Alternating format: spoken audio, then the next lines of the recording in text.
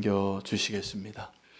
이 시간에 다 같이 하나님을 경외하는 마음으로 자리에서 일어나셔서 오늘 우리에게 주시는 하나님의 말씀 고린도 후서 6장 11절에서 7장 1절 말씀 함께 교독하겠습니다. 고린도인들이여, 너희를 향하여 우리의 입이 열리고 우리의 마음이 넓어졌으니 내가 우리 안에서 좁아진 것이 아니라 오직 너희 심장에서 좁아진 것입니다. 내가 자녀에게 말하듯 하노니 보답하는 것으로 너희도 마음을 넓히라. 너희는 믿지 않는 자와 멍에를 함께 내지 말라. 의와 불법이 어찌 함께 하며 빛과 어둠이 어찌 사귀며 그리스도와 벨리알이 어찌 조화되며 믿는 자와 믿지 않는 자가 어찌 상관하며 하나님의 성전과 우상이 어찌 일치되며 우리는 살아계신 하나님의 성전이라. 이와 같이 하나님께서 이르시되 내가 그들 가운데 거하며 두루 행하여 나는 그들의 하나님이 되고 그들은 나의 백성이 되리라. 그러므로 너희는 그들 중에서 나와서 따로 있고 부정한 것을 만지지 말라. 내가 너희를 영접하여 너희들의 아버지가 되고 너희는 내게 자녀가 되리라. 전능하신 주의 말씀이니라 하셨느니라. 그런즉 사랑하는 자들아, 이 약속을 가진 우리는 함께 읽겠습니다. 하나님을 두려워하는 가운데서 거룩함을 온전히 이루어 육과 영의 온갖 더러운 것에서 자신을 깨끗하게 하자. 아멘. 하나님의 말씀입니다. 자리에 앉으시겠습니다. 지난 2주 전에 우리는 교회에 오셔서 말씀을 전해주신 임동수 선교사님이 귀한 말씀을 전해주시고 책을 선물해주고 가셔서 제가 틈틈이 그 책을 읽고 은혜를 받았습니다. 그 선교사님 참 너무나 귀하신데 제가 먼저 귀하다고 생각이 된 이유는 그분이 그곳에서 정말 현지인같이 사셔요. 다른 선교사님들은 조금 더 안전한 곳에 또 우리나라 생활 수준에 비슷한 그런 곳에서 선교사의 사택을 준비하고 살고 계신데 제가 처음에 가서 이 선교사님이 살던 집에 들어가서 충격을 좀 받았습니다. 현지인하고 똑같이, 그 나라가 굉장히 가난한 나라인데 그 현지인과 똑같은 생활 수준에서 그렇게 살고 계시더라고요. 제가 참 귀하고 아름다운 선교사님이라 생각이 들었고, 그분의 그 책 속에서 고백되어진 고백 가운데 하나는 자기가 선교사로 보냄을 받았는데 선교지에서 힘들 때 고국으로 다시 돌아오고 싶은 마음이 들까봐 가장 먼 나라를 찾았답니다. 그래서 우리나라에서 가장 먼 나라가 어디겠어요? 지구 반대편이죠. 그래서 이 파라과이가 어디 있냐 하면 우리나라에서 이 지구 본을 바늘로 찌르면 반대로 나오는 곳이 파라과이예요. 그래서 정반대편에 있는데 그 먼 곳으로 간 것이죠. 돌아올 달이 다 끊고 이제 그곳에서 뼈를 묻을 생각으로 그 젊은 나이에 아름다운 헌신을 하신 귀한 선교사님이시더라고요. 근데 이 선교사님이 그곳에서 정말 열심으로 그 책 제목처럼 달아 없어지는 선교사가 되기를 원하는 마음으로 수고하고 그렇게 사시는데 그렇게 사랑하며 자기의 생명과 삶을 다 인생을 드리면서 선교를 하는데 그를 낙심시키게 하는 것이 뭐냐 하면 부정한 부패한 정부 관리들이에요. 그리고 그 나라의 시스템이 너무나 후진국형인 것이죠. 그래서 뭐든지 뇌물이 필요하고 뭐가 지금 우리나라만큼 이렇게 원리와 원칙대로 법대로 되는 게 잘 안 되는 나라인 거죠. 여러분, 우리나라도 바로 얼마 전에도 그랬습니다. 그렇게 부패한 국가였는데 그래도 많이 지금 나아진 것 같아요.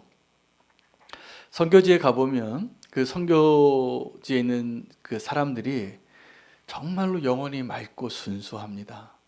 우리보다 훨씬 낫습니다. 하나님 보시기에도 그럴 것 같아요.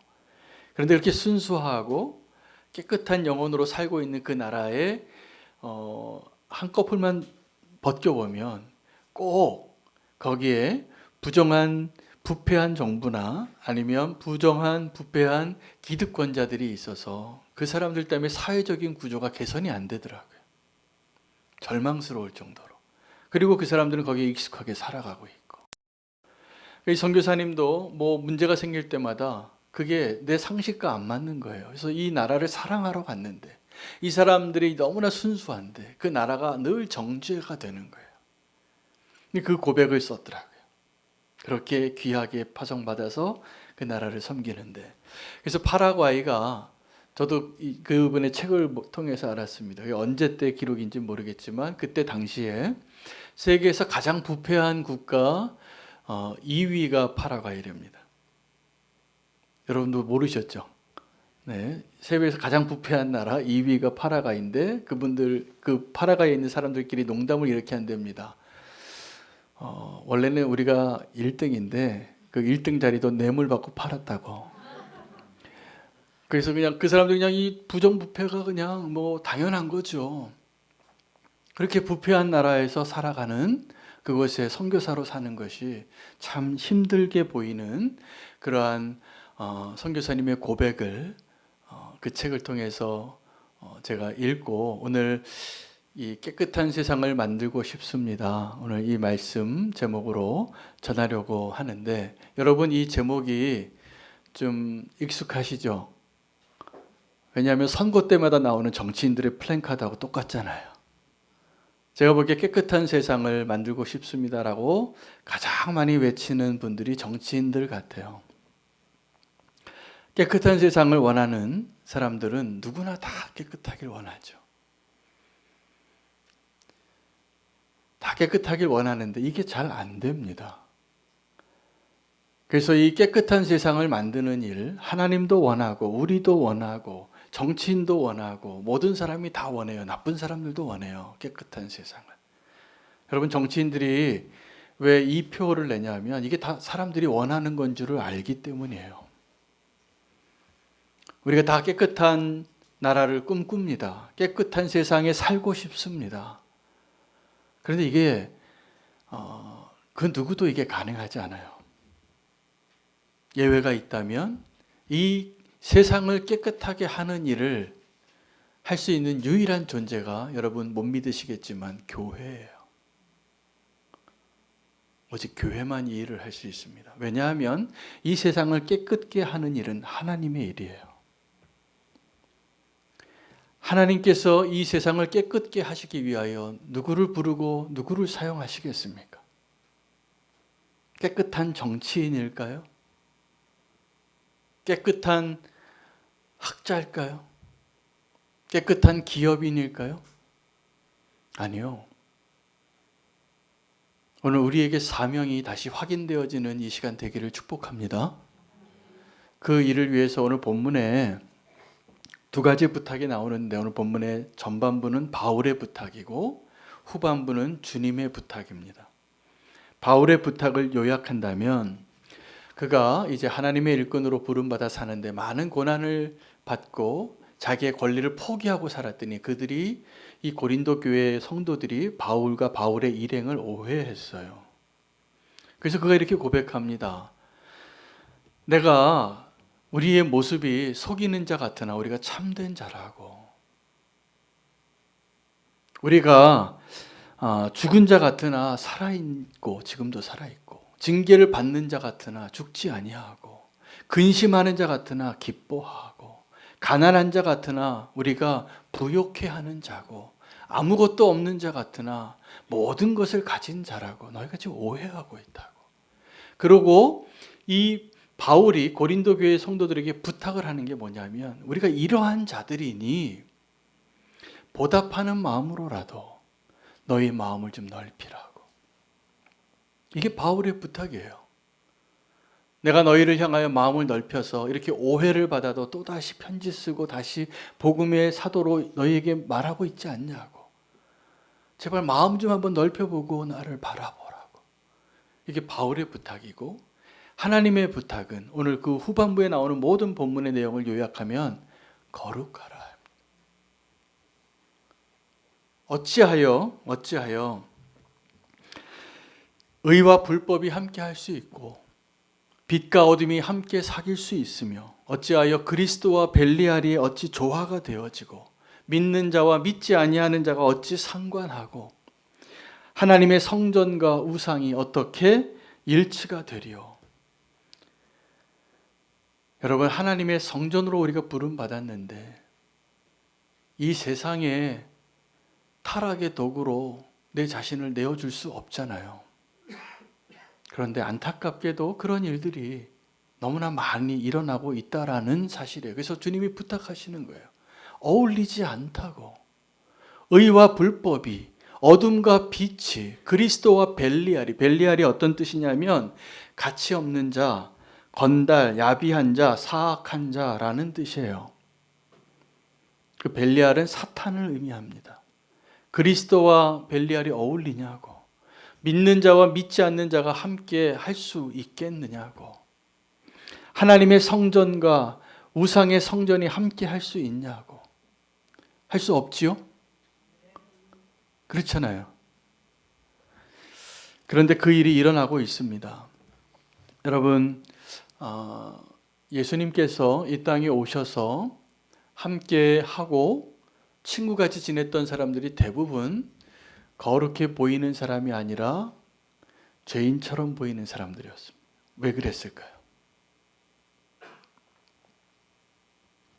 그 사람들이 깨끗해질 가능성이 있기 때문이에요. 여러분, 이 깨끗해지게 하는 일을 하나님이 얼마나 많은 수고를 하셨냐 하면 모세의 율법의 대부분의 내용이 다 이 정결의식입니다. 어떻게 하나님께 나아가서 제사를 드리고 어떤 도구를 쓰고 어떠한 옷을 입고 어떠한 절차를 가지고 어떤 재료를 써서 그것이 제사를 온전히 드리는 내용이 한 부분이고 그 다음에 대부분의 내용은 다 구별하기 위한 거예요. 너희가 먹어야 될 음식과 먹지 말아야 할 음식, 만져도 되는 것과 만지지 말아야 할 것, 사체를 만질 수 없습니다. 부정한 여인이 불결한 때에 하나님 앞에 나올 수 없습니다. 문둥병자가 그 하나님의 공동체 안에 들어올 수 없, 전에 그 하나님의 진에서 떨어져야 돼요. 그리고 그 문둥병인지 아닌지를 구별하는 무슨 의학백과 사전같이 증상과 그 분별하는 법에 대해서 너무나 자세하게 이게 왜 필요할까 싶을 정도로 그렇게 설명해 주고 있는 거예요. 목적이 무엇일까요? 구별하라는 거예요. 그 구별하라는 것이 이전에는 그 이스라엘 히브리 민족이 애굽에서 노예로 살아서 이 세상 속에서도 가장 낮은 자의 모습으로 번성은 했지만 그래서 많은 숫자가 됐지만 200만이 되었지만 그냥 노예로 살고 있던 그들을 꺼내서 구원해내서 하나님이 하신 첫 번째 일의 목적이 뭐냐면 거룩한 백성 만드는 거예요. 여러분, 그 거룩한 백성으로 사는데 가장 성공한 사람이 누구냐면 예수님 오셨을 때 당시에 바리새파들이었습니다. 이 바리새파라는 뜻은 그 바리새라는 뜻 자체가 구별된 자라는 뜻이거든요. 그러니까 그들은 그냥 삶 자체가 구별된 삶이에요. 먹는 거, 마시는 거, 누워서 자는 거, 인사하는 거, 삶의 모든 영역이 다 구별됐습니다. 그들은 정말 거룩함의 상징이죠. 그것을 신념으로 믿고 그렇게 살았던 사람들. 그런데 예수님이 오셨을 때 그들하고 함께 있지를 못하셨어요. 너무 거룩하지 않아서. 하나님 보시기에 거룩하게 되어지는 일을 생각하실 때 도저히 그럴 가능성이 없는 사람들을 바리새인이라고 보시면 됩니다.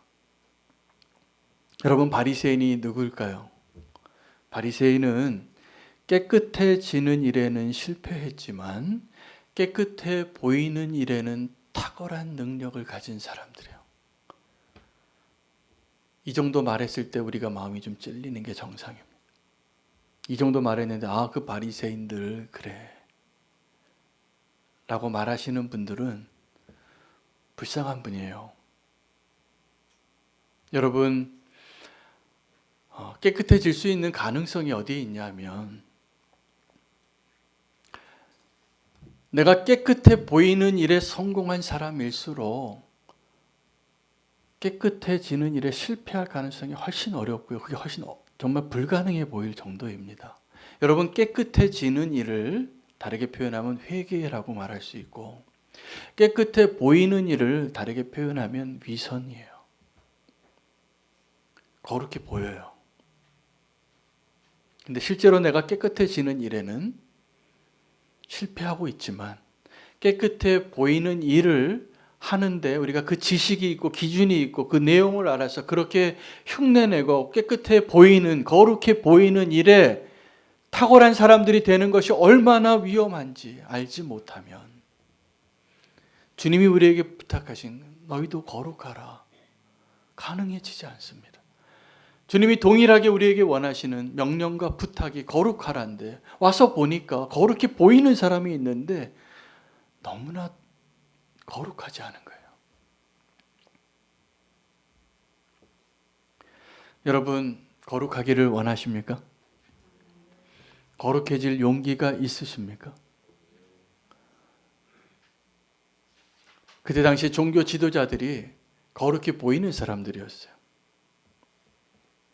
그 사람들이 예수님의 말씀을 듣고 살아계신 하나님이 오셔서 생명의 말씀과 진리를 전하는데 그 말을 듣고 창녀가 돌아오고 세리가 회개하고 병든 자가 나와서 무릎을 꿇고 눈먼 자가 눈을 뜨게 되어지는 그 현장 속에서도 예수님이 지금 손 안 씻고 밥 먹네 라고 생각하는 사람.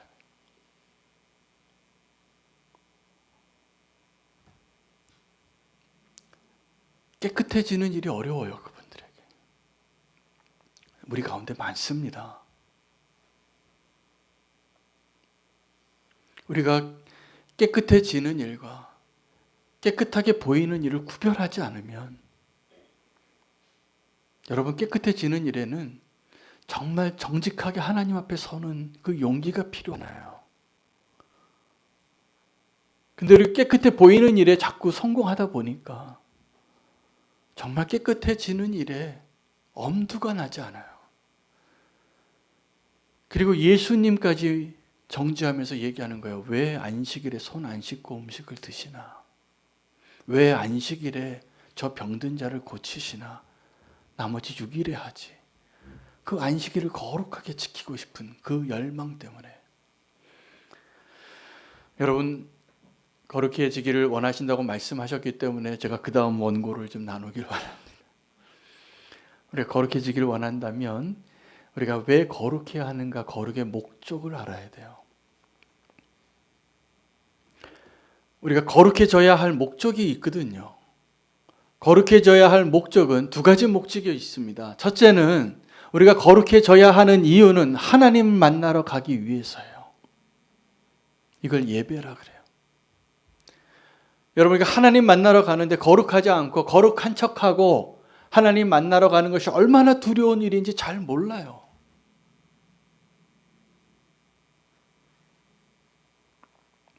두 번째 우리가 거룩해져야 할 목적은 세상으로 나가기 위해서예요. 우리가 다 제자로 부름받고 또 보냄받아서 세상으로 나아가는 그 일 가운데 동일한 위치에 서 있는데 우리가 세상에 나아가서 제자로 살아갈 수 있는 힘은 어디서 오냐 하면 온전한 거룩함을 이루었을 때잖아요. 여러분 복음이 전파되어지는 것을 우리가 선교한다 그래요. 그러니까 예수님 우리가 거룩해져야 할 두 가지 목적. 첫째 목적 하나님 만나러 가는 건 예배하기 위해서이고 두 번째 목적 세상에 나아가기 위해서는 선교를 위해서는 우리가 거룩해지지 않으면 그 선교가 가능하지 않아요. 여러분 선교하기 위해서 우리가 세상에 있는 그 기준들을 우리가 좀 소통해야 한다고 그 장벽을 낮추고 세상과 함께 대화하고 그들의 모습으로 맞추어 나가야지 그들이 예수님께로 올 수 있으니까 끊임없는 노력을 하는 것이 선교적인 노력 맞습니다.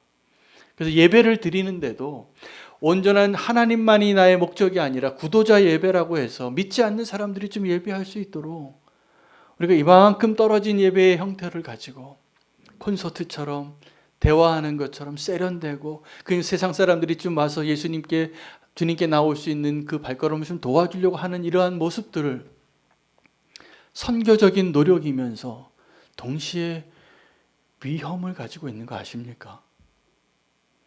우리가 세상에 나아갈 때 우리의 거룩함을, 우리의 온전함을 잃어버리면 세상을 바꾸는 그 도구로 쓰임받는 것이 아니라 세상이 우리를 삼켜버리는 피해자가 되는 거예요.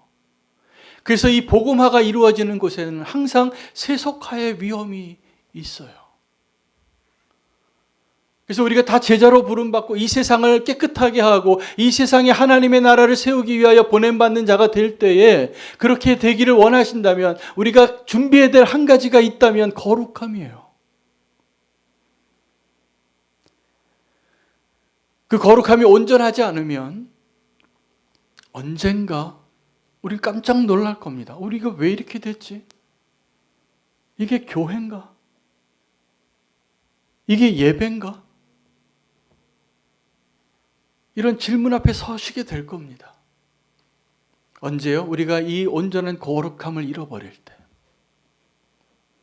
여러분, 우리는 세상 땅끝까지 가기 위해서 바울이 고백한 것처럼 여러 사람에게 여러 모양으로 다양한 방법으로 복음을 전하는 노력을 해야 됩니다. 베드로가 교회의 역사 가운데 초대교회의 최초의 지도자의 모습으로 머물러 있다가 자기의 그 틀을 깨지 못해서 성령님께서 환상을 보게 하시고 배고픈데 잡아먹으라고 하늘에서 보자기가 내려오는 게 다 부정한 짐승들이었어요. 베드로가 3번이나 주님 앞에 당당하게 얘기했다. 이거 못 먹습니다, 주님. 주님은 잡아먹으라. 베드로의 입장에서는 주님 왜 한 입으로 두 말 하십니까? 이런 생각이 드셨을 거예요. 들었을 거예요. 거룩하게 구별해서 내가 먹지 않고 평생을 사는 사람인데 이걸 먹으라니요. 그 충격받았을 베드로의 모습 상상이 되실 겁니다. 그러나 하나님께서 이제 이 세상을 깨끗하게 하기 위하여, 이 세상에 하나님의 나라를 세우기 위하여, 이 세상에 잃어버린 영혼을 주님께로 인도하기 위하여 우리가 다 땅끝까지 가서 예루살렘과 온 유대와 사마리아와 땅끝까지 이르러 내 증인이 되리라 라고 하시는 그 성령님의 역사하심 가운데 우리를 사용하기를 원하시는데 전제 조건이 있어요. 우리가 그 거룩함을 가지고 있느냐예요.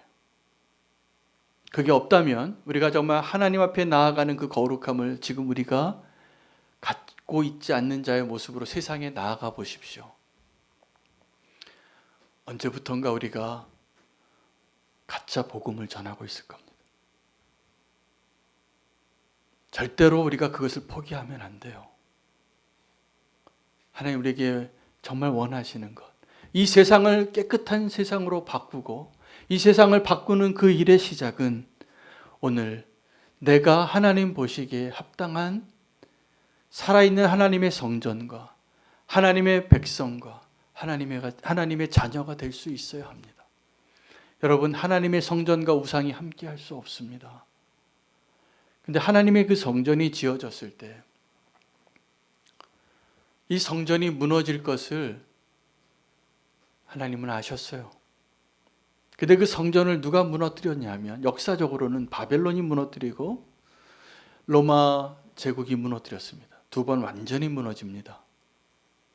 예언한 대로 무너지는데 정말 이 예루살렘 성전을 무너뜨린 자가 바벨론 군사고 로마 제국의 군사가 아니었다라는 걸 우리가 알아야 합니다. 이 성전을 그 이전에 이미 무너뜨린 사람이 이스라엘 백성들이에요. 하나님의 백성들이 이 거룩함을 잃어버렸을 때 더 이상 성전이 성전되지 않았기 때문에 이방인이 쳐들어오는 것을 하나님이 허락하신 것이죠.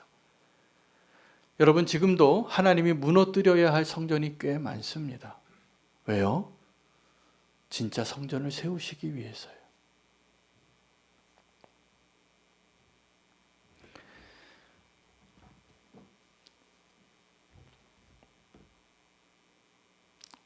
우리를 깨끗게 하시는 주님의 그 부탁 앞에 우리가 믿음으로 순종할 수 있게 되어지기를 축복합니다. 오늘 그 주님의 부탁 맨 마지막 절이 7장 1절인데 7장 1절을 한번 같이 한번 읽기를 원합니다. 그런즉 사랑하는 자들아, 이 약속을 가진 우리는 하나님을 두려워하는 가운데서 거룩함을 온전히 이루어 육과 영의 온갖 더러운 것에서 자신을 깨끗하게 하자. 그대로 화면을 남겨주시길 부탁드립니다. 하나님께서 이 세상을 깨끗게 하기 위하여 하시는, 그리고 가장 많은 시간을 들이고 가장 많은 대가를 지불하고 가장 많은 노력을 하시면서 하시고자 하는 일은 저와 여러분을 깨끗한 자로 만드는 거예요. 근데 우리가 그 깨끗함을 이루어요. 회개도 하고. 근데 주님께서 비유의 말씀 가운데 한 사람이 귀신이 들렸다가 나갔는데 그 귀신이 쫓겨나가서 물이 없는 거 광야를 헤매다가 다시 돌아와 보니까 그 자기가 있었던 그 귀신 들린 사람의 집으로 그 마음으로 다시 들어가 보니까 집이 깨끗해지고 정돈이 됐어요. 들어가서 다른 귀신들까지 더 많이 데리고 들어와서 이전에보다 훨씬 더 형편이 어려워졌어요. 여러분, 우리의 삶의 주인이 바뀌어야 됩니다. 나에서 주님으로. 그 주인이 바뀌지 않으면 우리가 회개를 해요. 이게 잘못된 것도 알고 눈물 흘리고 통곡을 하시더라고요. 근데 여전히 그 주인이 나예요. 그런 집은 이 사탄이 보기에, 귀신이 보기에, 벨리알이 보기에 어우 깨끗해졌네. 잘 정돈이 됐네. 더럽히는 건 순간이에요. 어떻게 하지 않으면요, 그 집의 주인이 내가 아니라 주님으로 바뀌지 않는다면. 바리새인들은 이 정결의식을 너무나 잘 지켜서 예수님이 손 안 씻고 밥 먹는 것이 눈에 거슬려서 밥을 못 먹었던 사람이에요. 예수님이 그 바리새인들에게 뭐라고 대답하셨냐면, 너희 입으로 들어가는 것이 더러운 것이 아니라 너희 안에서 나오는 것이 더럽다. 여러분, 우리 안에서 나오는 게 뭡니까? 배설물과 우리의 말들, 우리의 생각들, 우리의 행위들이에요. 무슨 말이냐면 우리 자체가 죄덩어리예요. 그런데 우리가 내 안에 들어오는 것이 뭐가 거룩하고 깨끗한 것이 들어올까를 생각하고 깨끗한 척하는 사람들에게 주님께서 뭐가 더러운지를 얘기해 주시는 거죠. 여러분, 이 세상을 깨끗게 하는 일은 내가 주님 앞에 거룩한 자로 변화될 때 시작이 되어집니다. 그 한 사람이 그 거룩함을 회복하고 그 깨끗함을 회복하게 되었을 때 그 한 사람이 하나님 나라의 겨자씨가 될 거라고 믿습니다. 그 한 사람으로 이 세상이 바뀌는 일들이 가능해요. 주님이 그걸 아셨어요. 제자로 우리를 부르셨는데, 여러분, 제자라 함은 예수님을 닮아가는 자입니다. 예수님을 따라가는 자입니다. 우리의 거룩함을, 그래서 이렇게 결론을 내립니다. 그런즉 사랑하는 자들아, 약속을 가진 우리는 하나님을 두려워하는 가운데서 거룩함을 온전히 이루라. 그 거룩함을 온전히 이룰 수 있는 길은, 저와 여러분이 그 죄와의 싸움에서 이길 수 있는 길은 하나님을 정말 두려워하는 거예요. 그리고 더러움도 두 가지 더러움이 있습니다. 육과 영의 더러움이에요. 육의 더러움은 우리 육체의 소욕을 따라 살아가는 것들이 다 더러움이죠. 우리 죄 짓는 게 다 그 육체의 소욕 때문에 짓는 거잖아요. 근데 그 영의 더러움이 있어요. 이건 믿음이 없이는 정결해질 수 없습니다. 자기 자신을 깨끗게 하는 일에 우리가 더 믿음으로 결단할 수 있게 되기를 원합니다. 예수님을 닮아가야만 해요. 그래서 이 거룩하게 하시는 주님의 목적을, 두 가지 목적을 기억하시기 바랍니다. 하나는 주님 만나러 가기 위해서 거룩해야 되고, 또 하나는 세상을 향하여 나아가기 위해서 우리가 거룩해야 합니다. 그 깨끗게 하시는 그 일들을, 여러분, 바리새인의 실패를 주님이 말씀해 주신 것처럼 깨끗게 보이는데 성공하지 마시고, 그 일에는 사실은 정확하게 실패해야지 우리가 기회를 얻어요. 깨끗게 보이는 척하는 사람이 깨끗해지기 어렵습니다. 그 유혹에 넘어가지 마시기를 바랍니다. 그리고 깨끗게 되어지는 일에 꼭 주의 도우심으로 우리가 함께 승리할 수 있게 되기를 원합니다. 믿음이 필요하고 주님을 두려워하는 마음이 필요합니다. 우리를 통하여서 이 세상을 깨끗게 하시는 그 일, 저와 여러분에게 맡기셨고 교회에 그 일을 맡기셨습니다. 나 하나를 오늘 깨끗게 하시는 주님을 기대하면서 결단하며 나아가겠습니다. 오늘 결단 찬양은 주님의 마음을 우리에게 주시옵소서입니다. 우리를 더럽게 하는 것은 우리 안에 그 마음이, 그 타락한 마음을 주님의 마음으로 새롭게 해 주실 때 우리를 거룩하게 하시는 하나님의 놀라운 역사가 시작되어지는 오늘 이 예배의 자리가 될 것이라 믿고 결단하며 나아가겠습니다.